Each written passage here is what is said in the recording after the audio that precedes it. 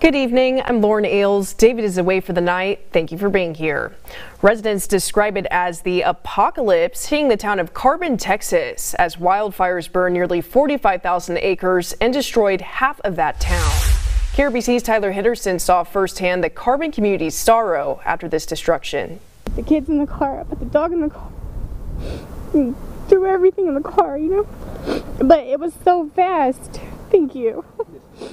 Scott and Bobby Lewis couldn't believe their eyes at the remains of Carbon, Texas, left by the roaring flames. The whole town was like black. The sun was gone.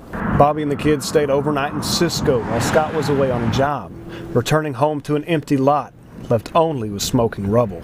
Most of my family, they lost it all.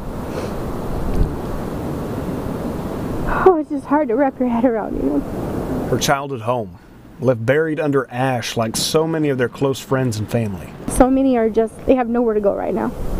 They don't have family here. They don't have a place to go stay. They're homeless, basically. I came across Eric Monk kicking around the rubble of his childhood home. I moved here when I was 13 years old. This community, this is where I grew up at, and well, it's gone. Living through not only this fire, but also the fire that ripped through the community in 2006. Didn't actually make it through the town. This is the first time I've ever seen anything like this.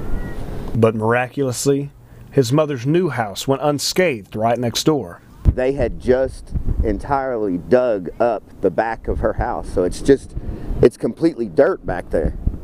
And I mean, had we installed it at a different time, her whole entire house probably would have burnt down. And just as Scott Lewis pulled into town from a job in Midland, he was greeted by his kids. It was heartbreaking just to know that they were just happy I was there, and at the moment they weren't worried about what we'd lost. I mean, they were just glad we were all together. A glimmer of hope in the eyes of their children, even when they lost everything.